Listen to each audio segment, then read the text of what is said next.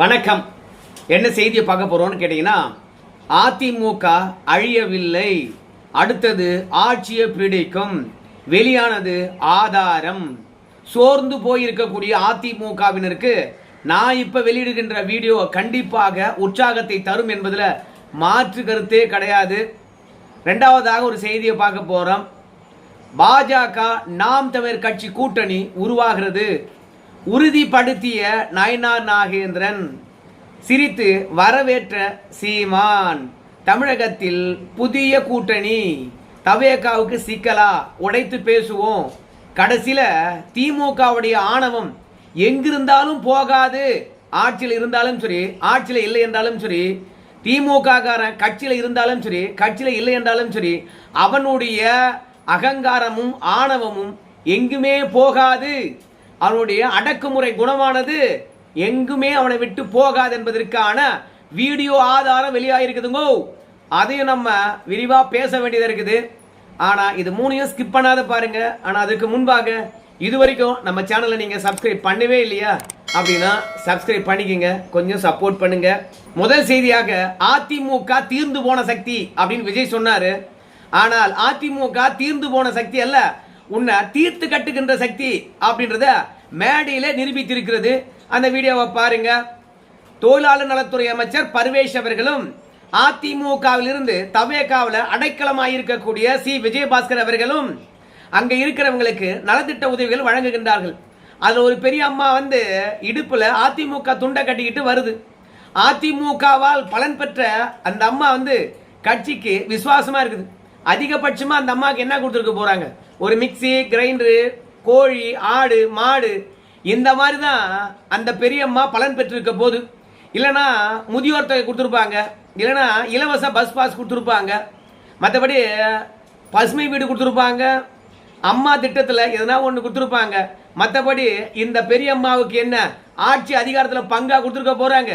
இல்லை அமைச்சராக இருந்திருக்க போறாங்க? இல்லை சட்டமன்ற உறுப்பினர் ஆகியிருக்க போறாங்களா? எம்பி ஆகியிருக்க போறாங்களா?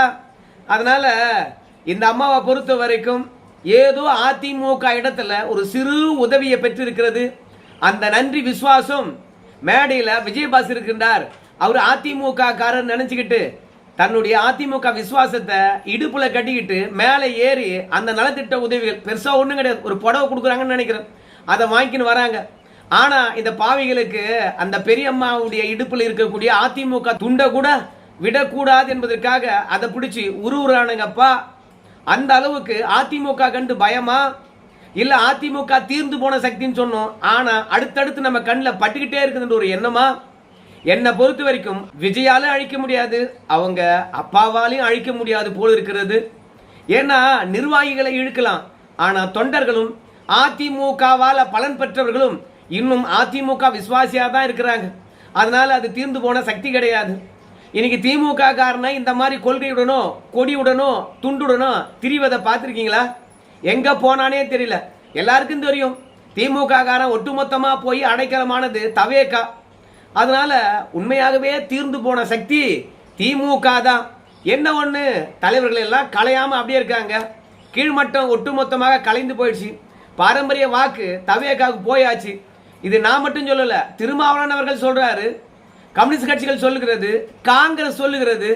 ஏன் ஒன்றிய செயலாளர்கள் அத்தனை பேரும் தவேகாவுக்கு இடம் பெறுகின்ற போது திமுக இனிமே ஜெயிக்காது. உதயநிதி ஸ்டாலினை பொறுத்த வரைக்கும் யாருடைய அடையாளத்துடன் துணை முதலமைச்சர் பதவி வாங்கினார் சொல்லுங்க? அவங்க தாத்தா பேரை சொல்லிட்டு தானே கட்சிக்காக என்ன உழைச்சார்.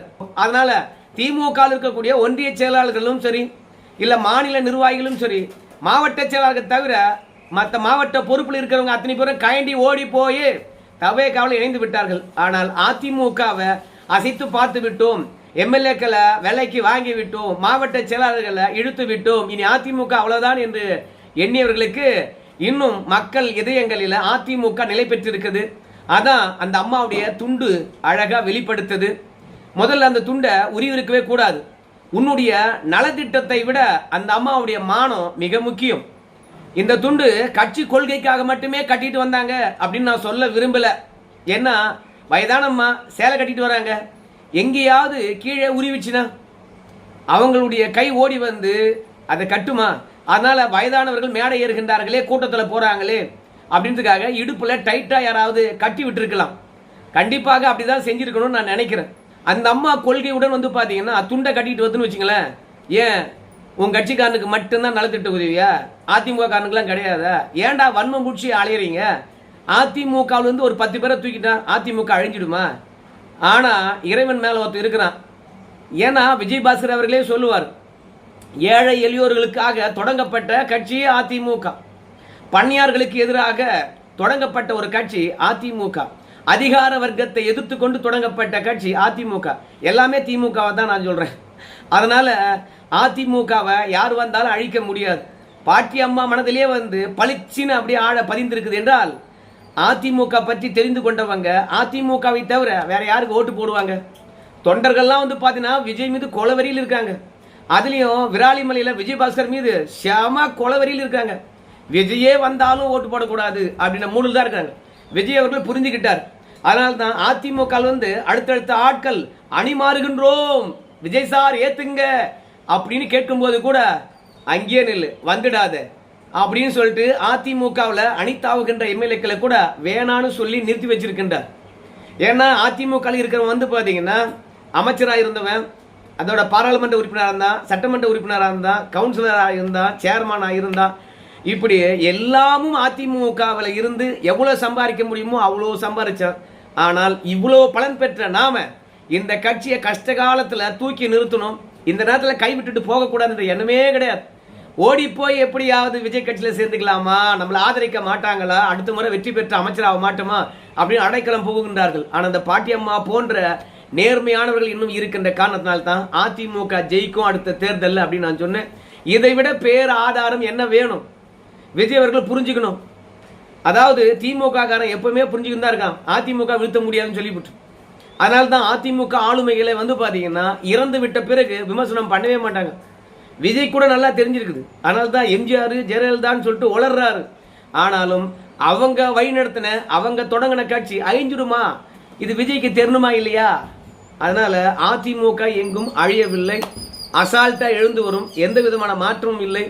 திமுக இருக்கக்கூடிய அதாவது குறிப்பா தலைமை பொறுப்பில் இருக்கக்கூடிய ஸ்டாலினும் உதயநிதி ஸ்டாலினும் எங்கோ மறைந்து கொண்டு அறிக்கை வெளியிட்டுக் கொண்டிருக்கின்றார்கள். எடப்பாடி பழனிசாமி அனுதினமும் ஆய்வு செய்து கொண்டிருக்கின்றார், ஆலோசனை நடத்தி கொண்டிருக்கின்றார். மாவட்டந்தோறும் போராட்டங்களை நடத்த சொல்லி மாவட்ட செயலாளர்களுக்கு ஆணையிட்டுக் கொண்டிருக்கின்றார். மக்கள் விரோத போக்கை கண்டித்து அதிமுக போராட்டம் நடத்தி கொண்டிருக்கிறது. வீறு கொண்டு எழும் என்று நம்புவோம். யாரை நம்பி சொல்ல தெரியுமா? எடப்பாடி பழனிசாமி நம்பி சொல்ல, சுயநலம் இல்லாத அதிமுக தொண்டர்களையும் இந்த மாதிரி பலன் பெற்ற அம்மா வந்து மேடையில் ஏறி அதிமுக துண்டை காடிச்சுவார், அவங்க மாதிரியான ஆட்களாலும் அதிமுக மீண்டும் ஆட்சிக்கு வரும் நான் சொல்றேன். நீங்க என்ன சொல்ல வரீங்க? ரெண்டாவது செய்தி வந்து இந்த வீடியோவை பார்த்துட்டு வாங்க, அதுக்கு பிறகு பேசலாம். அன்பு நம்பர் சுந்தர் அவர்களே, அதுக்கு முன்னால் ஒரு விஷயம், இந்த மேடை எவ்வளவு அழகா இருக்கு பாத்தீங்களா? மாப்பிள்ளை சீமான் உள்பட எல்லாரும் இங்க இருக்கிறாங்க. ஒரு 2 மாசத்துக்கு முன்னால் இந்த மேடை இதே மாதிரி இருந்தா நிலைமை என்ன இருக்கும் தமிழ்நாடு? பாப்போம், இனிமேல் எப்படி வருதுன்னு பார்க்கலாம். நம்முடைய நயனார் நாகேந்திரன் அவர்கள் இந்த மேடை எவ்வளவு அழகா இருக்குது. ஒரு 2 மாசத்துக்கு முன்பாக இந்த மாதிரி அந்த மேடை இருந்திருந்தா அரசியல் கல நிலவரம் எப்படி மாறி இருக்கும் அப்படின்னு சொன்ன உடனே சீமான் சரத்குமார் அவர்கள்லாம் சிரிக்கிறாங்களா இல்லையோ, எதிரே அமர்ந்திருக்கக்கூடிய தொண்டர்கள் அத்தனை பேருமே வந்து கைத்தட்டி வரவேற்கின்றார்கள். தொண்டருடைய மனநிலையை சீமானவர்கள் புரிந்து கொண்டார் என்றால் நிச்சயமாக 2026 கூட்டணிக்கு வர சொன்னாங்க.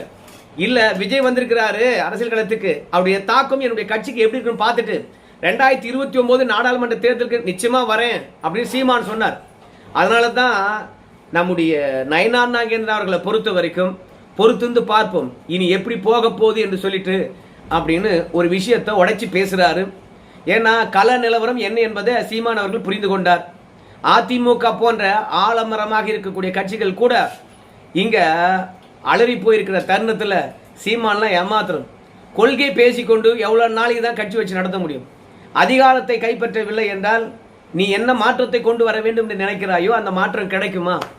அதனால சீமானை பொறுத்த வரைக்கும் சிந்திக்கணும்.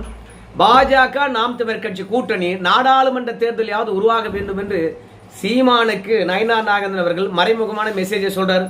எப்போதும் கூட்டணிகள் பிறந்தநாள் விழா, அப்புறம் திருமண மேடைகளில் தான் உருவாகும். அப்படி தான் பிறந்தநாள் விழாவில் அச்சாரம் போட்டிருக்கின்றார். சீமானை பொறுத்த வரைக்கும் மேடை ஏறினாரு. 2 பேருடைய கொள்கை சித்தாந்தம் வெவ்வேறானவை. ஆனா கூட்டணிக்கு வரணும்னு அழைப்பது எந்த விதத்தில் நியாயம்? இது சரத்குமார் அவர்களுக்காக நான் மேடை ஏறி இருக்கின்றேன் அப்படின்னு சொல்லவே இல்லை.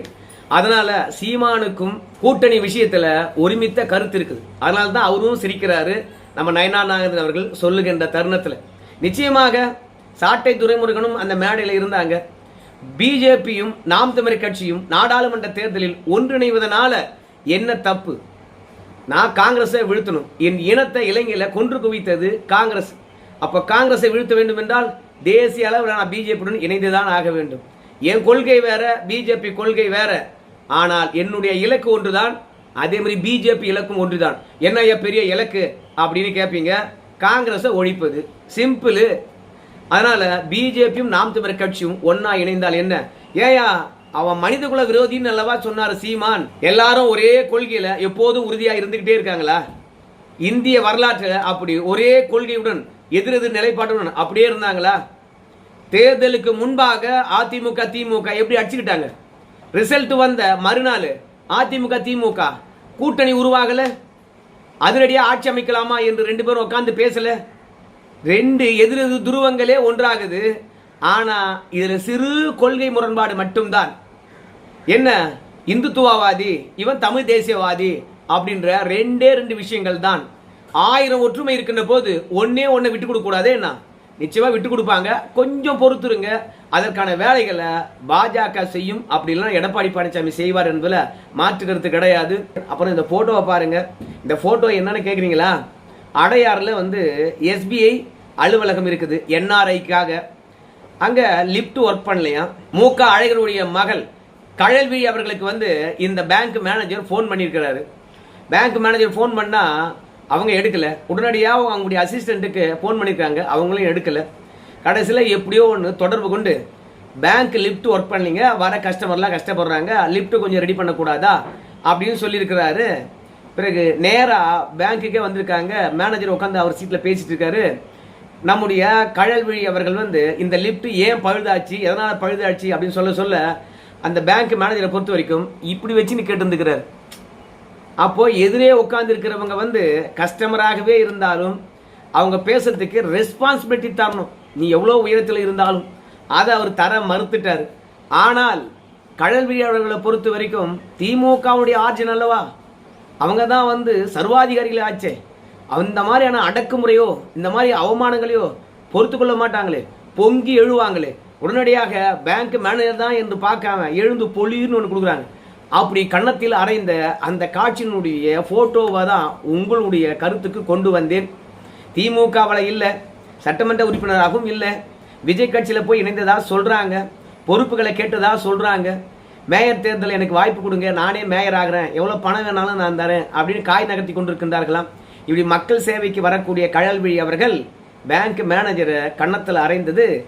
பேங்க் மேனேஜர் புகார் கொடுத்ததுனால 4 பிரிவின் கீழாக வழக்கு பதிந்திருக்கின்றார்கள். காவல்துறை என்ன நடவடிக்கை எடுக்க போகுதுன்னு தெரியல. மொத்தத்தில் ஆட்சிக்கு வந்த உடனே அராஜகம் பண்ணுவானுங்க திமுக காரனுங்க, அக்கிரமம் பண்ணுவானுங்க, நில அகனிப்பு பண்ணுவானுங்க, பெண்ணை சீரழிப்பானுங்க, பிரியாணி கடை அடிப்பானுங்க, 2 பியூட்டி பார்லர் போய் உதைப்பானுங்க. மொத்தத்தில் ஒட்டுமொத்த தீமையினுடைய வடிவமே திமுக காரங்க தான். அங்கிருந்து வந்த கழல்விழி அவர்களுக்கு மட்டும் அந்த உணர்வும் அந்த குணமும் போகுமா? போகாது. அதனால மாறாது ஐயா, மாறாது. மனமும் குணமும் மாறாது. அந்த மாதிரி தான் மூக ஸ்டாலினுடைய பிள்ளைகளுக்கு இருக்கக்கூடிய குணமும் மூக அழகரிக்கு இருக்கின்ற குணமும் அவங்க பிள்ளைங்களுக்கு அப்படியே வருது. மூக ஸ்டாலின் கை வைச்சாருன்னா அவன் பிள்ளையும் கை வைக்குது. எங்க? கஜானாவில். மூக அழகரி அவர்கள் அடிதடி பார்ட்டி என்றால் அவங்க பொண்ணும் அடிதடி பார்ட்டியா இருக்கு. அதனால திமுக காரன் எங்கிருந்தாலும் சரி அவங்க குணமும் மனமும் மாறாது. தவேகாவில் இன்னைக்கு பல்வேறுபட்ட சிக்கல்களிலும் சர்ச்சைகளிலும் சிக்கிறாங்கன்னா அவனுடைய வேரெல்லாம் தேடி பார்த்தீங்கன்னா அவன் திமுக காரனா தான் இருந்திருப்பான். தவேகா காரனா கண்டிப்பாக இருந்திருக்க வாய்ப்பு இல்லை, அதிமுக காரனா இருந்திருக்க வாய்ப்பே இல்லை. அதனால திமுக காரனா கட்சியில் இணைப்பது விஜய் அவர்களுக்குத்தான் ஆபத்து. பதில் சொல்லலை என்ற எண்ணமா? நான் பேச பேச நீனா நக்கலா உட்காந்துருக்கின்ற திமுறா, நான் யார் தெரியுமா அப்படின்ற ஆணவமா தெரியல, பொலின்னு வைக்குது. ஸோ இந்த தைரியம் யார் கொடுத்தது? விஜயா இல்லை அவங்க சித்தப்பா ஆட்சியில் இருந்தாங்க என்ற திமுறா? ஒன்றுமே புரியல. திமுக காரனை மீண்டும் ஆட்சி கட்டில் உட்கார வச்சிங்கன்னு வச்சிங்களேன், இந்த நாடு ரணகலம் ஆகிடும். அதனால தயவு செய்து அழிந்து போன திமுக அப்படியே போகட்டும், ஆதரவளித்து விடாதீர்கள் என்று சொல்லி இந்த வீடியோவை நான் முடிக்கிறேன். நன்றி.